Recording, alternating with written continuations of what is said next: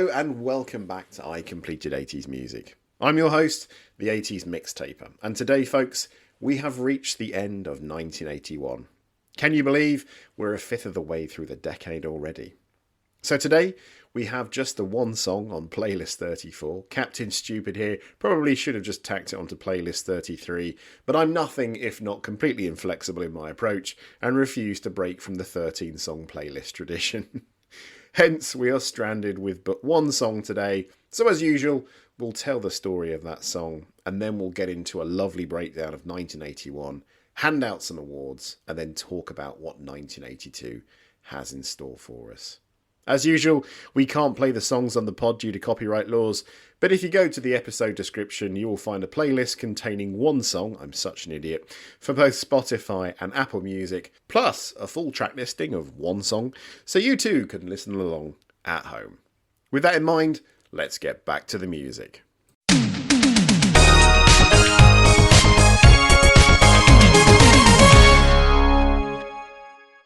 So 1981 ends like this.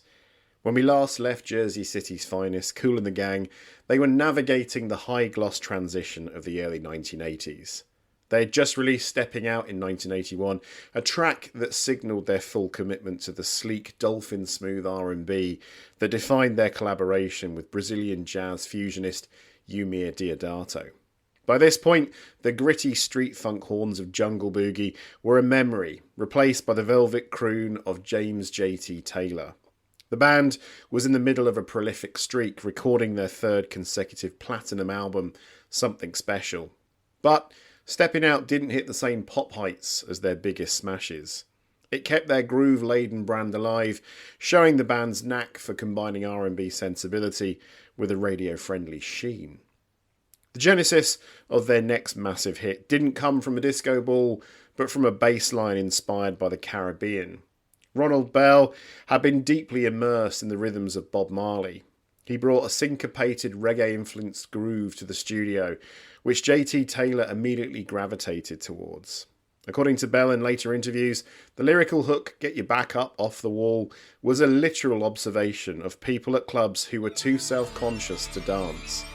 It was an invitation to participation, stripped of the complex arrangements of their 70s output and replaced with a rhythmic precision that was almost scientific.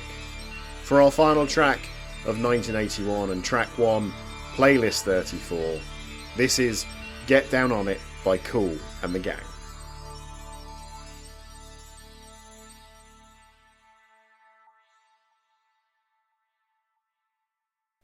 Get Down On It was released in December 1981 and dominated the airwaves throughout the first half of 1982. It was a global phenomenon, peaking at number 10 on the Billboard Hot 100 and hitting number 4 on the Billboard Hot Black Singles chart. However, its impact in the United Kingdom was even more pronounced, where it climbed to number 3, becoming one of the most recognisable dance anthems for the 80s. Critics at the time noted the band's uncanny ability to survive the disco sucks backlash that had destroyed their peers. Writing for Rolling Stone in a retrospective of the era, the band was credited with refining funk into a pop science. The production by Deodato was essential here. He used the Minimoog and the Roland Jupiter 8 to create a bass sound that was thick enough for the clubs, but clean enough for the FM dial. The song's longevity is cemented by its ubiquity in pop culture and the sheer volume of its samples. In 1997, Peter Andre took a cover of the song back into the UK Top 10, and Blue did the same in 2004. That less is more approach was the hard part for most jazz funk musicians of the 70s to learn, and why so many of them fell by the wayside once disco was on the downturn. But it was exactly what the 80s demanded. By the time the single exited the charts in mid-1982, Kool and the Gang had successfully pivoted from being a funk band to being a hit machine. They had found the formula that worked: a relentless groove, a motivational hook, and J.T. Taylor's effortless charm. They were no longer just playing for the streets of Jersey City, they were playing for the world. More than 4 decades on, its groove and good time spirit continue to inspire people to get up, get moving, and get their backs up off the wall.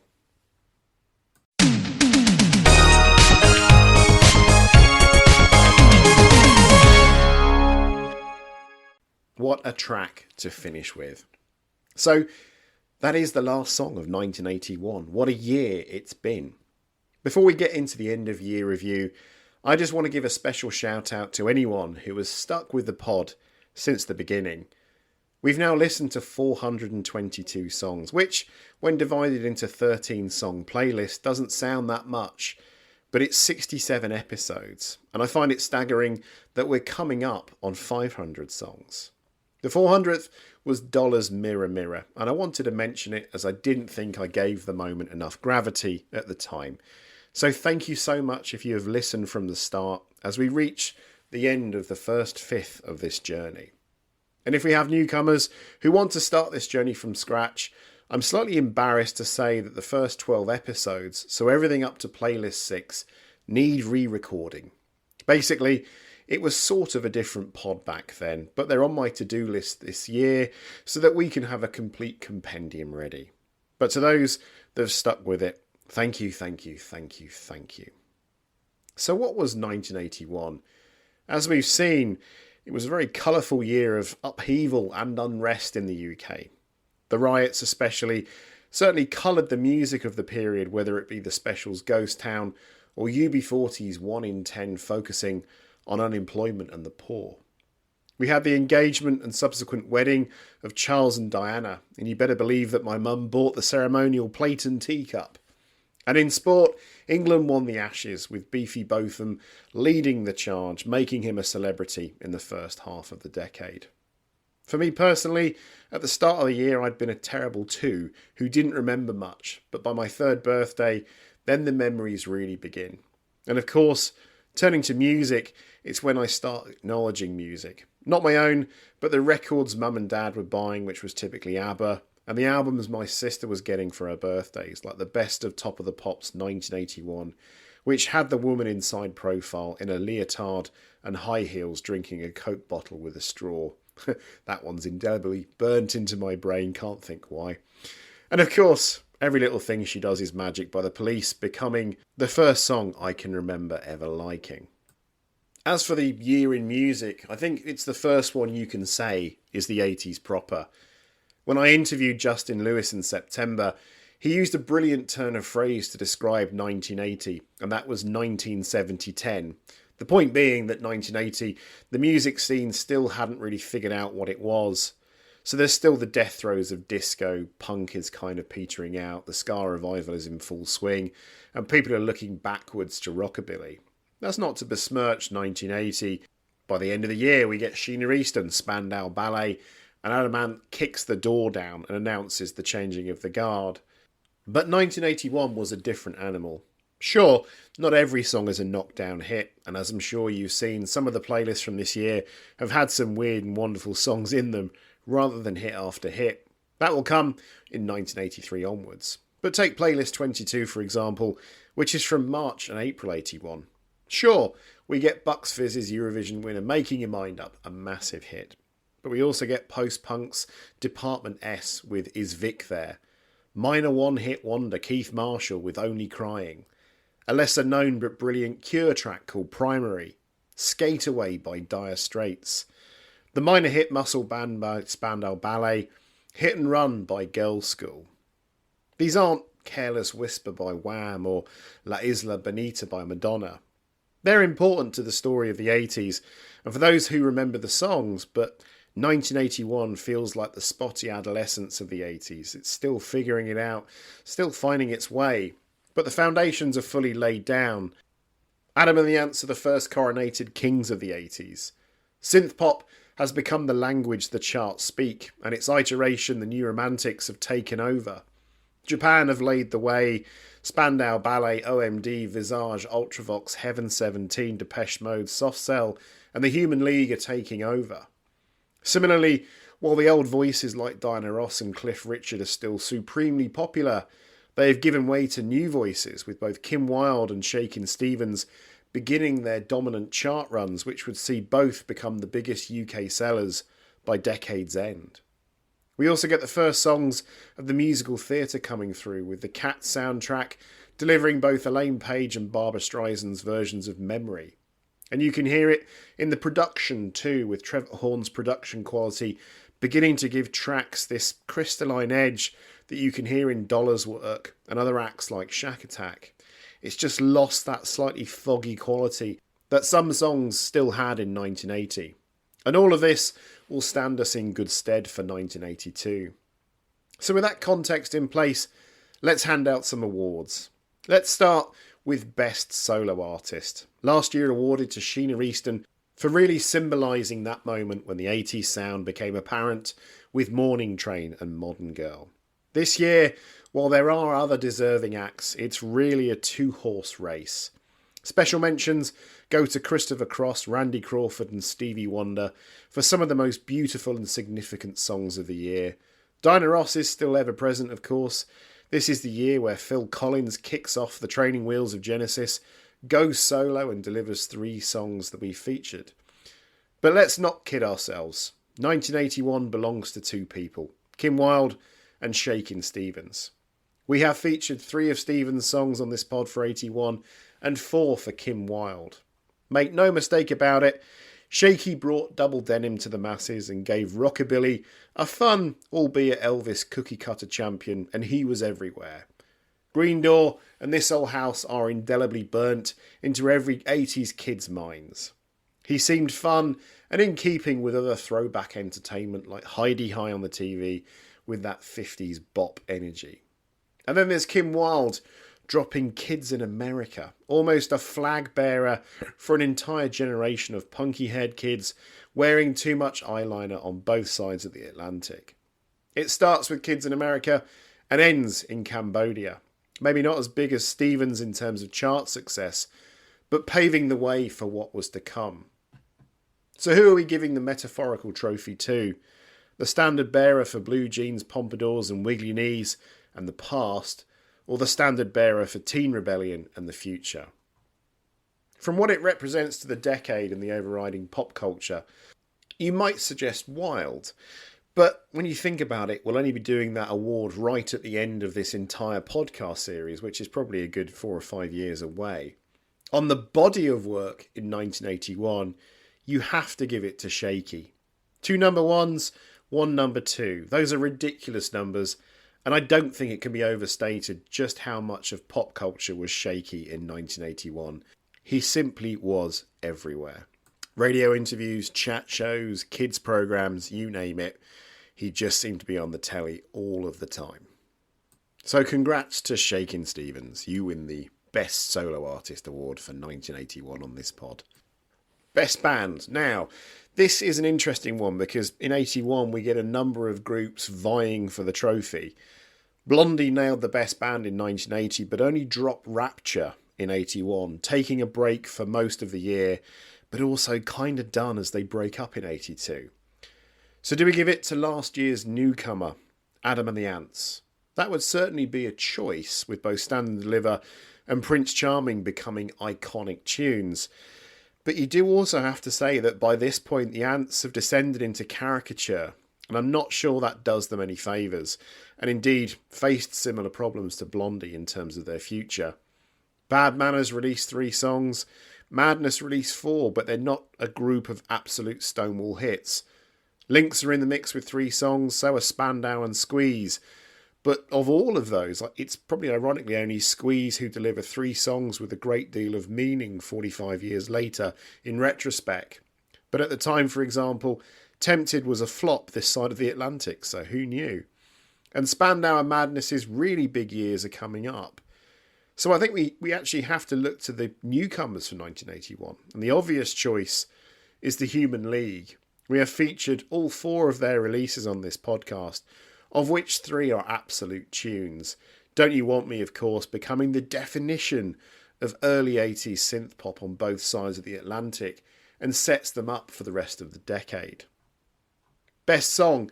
Well, if we're doing this by the numbers, the top 5 biggest selling songs in the UK for 1981 were at number 5, Shakin' Stevens' This Old House.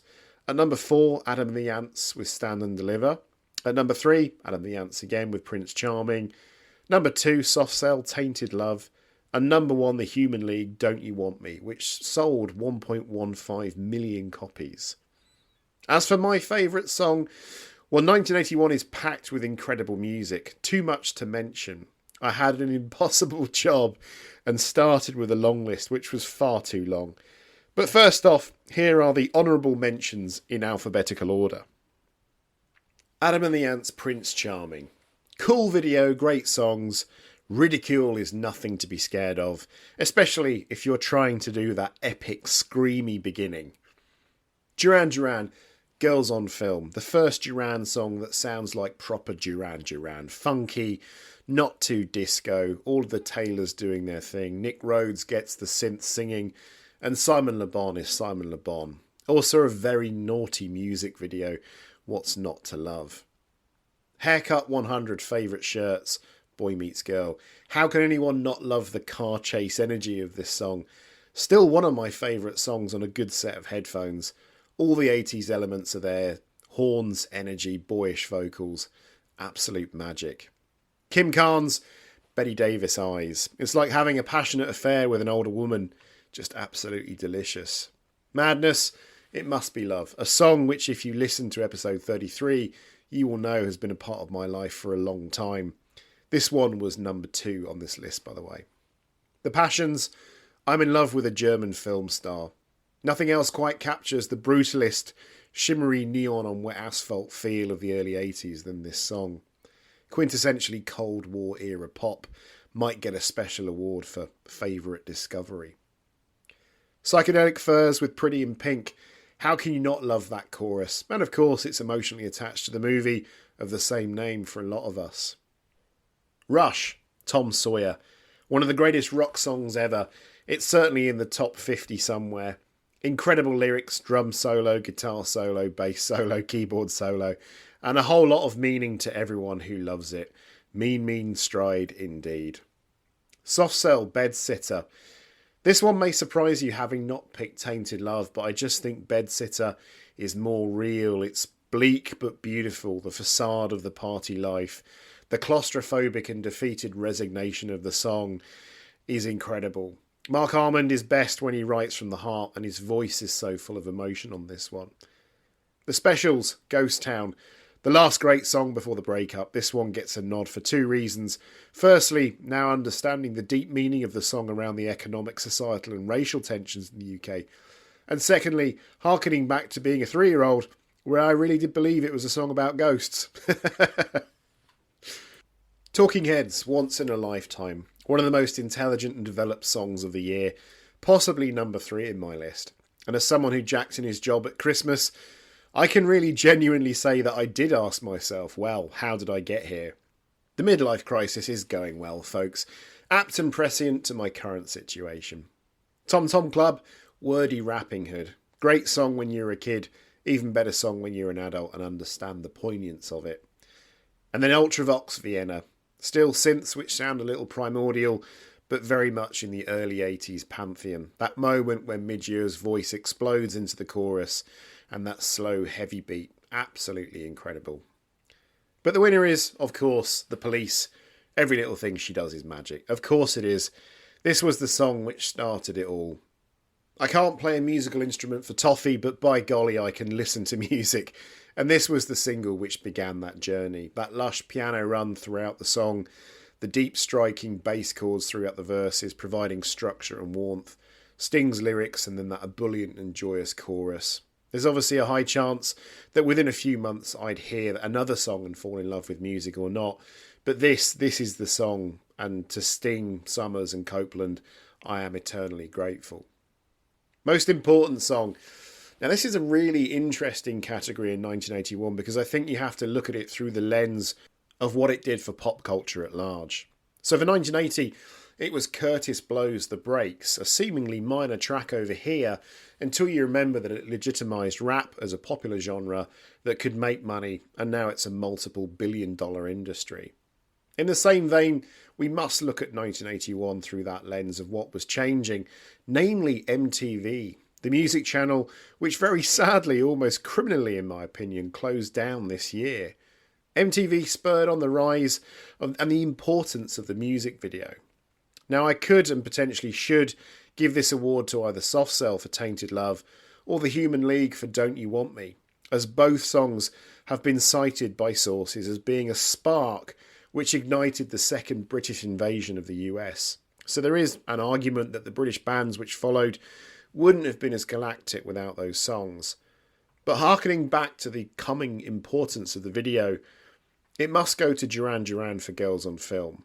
That music video was so controversial for its content, its nudity, its very sexual themes. Was it over the top for the time? Yes, absolutely. But it did two things. Firstly, it straightened out Duran Duran's image and moved them away from the sometimes quite bizarre drapery of the New Romantics and put them in sharp outfits and environments which wouldn't look out of place in a copy of Vogue. This screamed to the composition to keep up. And secondly, it set the bar for what a music video could be and how vital it was for putting a band across. Duran Duran were an early adopter and again said to the rest of the industry, you need to do this in future. So Girls on Film is the winner. Best newcomer? I think we have joint winners here, and it's not Duran Duran despite what I've written above, or Depeche Mode, though I think I Just Can't Get Enough is a classic. But I think it needs to be shared between the Human League and Soft Cell. And at gunpoint, I'd shade it in Soft Cell's favour. As mentioned, both bands have a vital role to play in the establishment of the second British invasion. But on balance, I just think Soft Cell's songs on Non-Stop Erotic Cabaret are more intelligent and relevant. Biggest trend. As mentioned, the video is coming and will become king very quickly. But actually, I think, simply put, the biggest trend of 1981 is bands sorting their act out in terms of clothing. As mentioned about Duran Duran becoming style icons and ditching the kilts and frilly shirts very quickly. And then so did Spandau. By chart number 1, they're all suited and booted. Haircut 100 looks slick in their preppy outfits. Mon Romance looked sharp in suits too. Dollar also looked the part. Image was becoming everything. Everything had to be razor sharp, ideally under neon lights. So that was 1981. And now we turn our attention, of course, to 1982. For me personally, 82 was a year of change. We moved house to a new part of the UK, but only being 3 years old, I was at that age where it didn't really matter. And where we moved to, I have extremely fond memories. But 82 was also the first year where the songs began to soundtrack my life. While 81 had songs I remember, and indeed the first song I ever loved with Police's Every Little Thing She Does Is Magic, 82 was very much more what was on the radio, what did I hear on Top of the Pops, what were my parents playing in the car, what was playing at my sister's 6th birthday party. So what does 82 have in store for us? Well, as I mentioned earlier, if 80 was 1970-10 in terms of music and the hangover of the 70s, and 81 was the year the 80s properly kicked off, well, I think in terms of my opinion, in the next 5-year span, so 1982 through to the end of 1986, this is the true heart and soul of the 80s. That's not to say 87 onwards isn't, great. We get the main body of Stock Aitken and Waterman's hit factory work. We get acid house, Guns N' Roses, the emergence of grunge, rave culture, Manchester, to pow, for goodness sake. But it was like the end of the 70s and that the wheels were already turning again as things started to look towards the 90s. But for the 80s, in terms of the neon lit look and the feel and the sounds and the films and the pop culture, I think the most fecund period is between 82 and 86. And so I'm pleased to say we've now entered that time of concentrated 80s stuff. In 82, we get breakthrough years for Bow Wow Wow, Culture Club, Funboy 3, Hall & Oates, Japan, The Kids from Fame, Yazoo, ABC, Bananarama and Shalimar. Madness are going to have one incredible year, and arguably their zenith with 4 top 10 entries, including Our House, House of Fun and Driving in My Car. But the Jam are there too, though it eventually brings their demise. Haircut 100 have a similar good year, but problems creep in. Duran Duran released the seminal 80s album Rio and Go Galactic, becoming the first mega group of the 80s. And Dexy's Midnight Runners will have the biggest selling single of the year with Come On Eileen. By the year's end, Duran Duran will stand atop the pop pyramid, but we'll meet these young pretenders to the crown called Wham! And one of the most musically creative bands of the decade, Tears for Fears. We'll also be meeting Flock of Seagulls, Phil Collins will be back in the mix, and we'll end the year with two absolute Christmas crackers by the late great Bing Crosby and the late great David Bowie, and A Winter's Tale by David Essex. Plus, many, many more from lots of other artists, ranging from Iron Maiden to Musical Youth to the Goombay Dance Band. So on that note, do join us next week as we slip into overdrive and begin to climb into the 80s most creative period. We'll see you then for Playlist 35 and the start of 1982. Take care.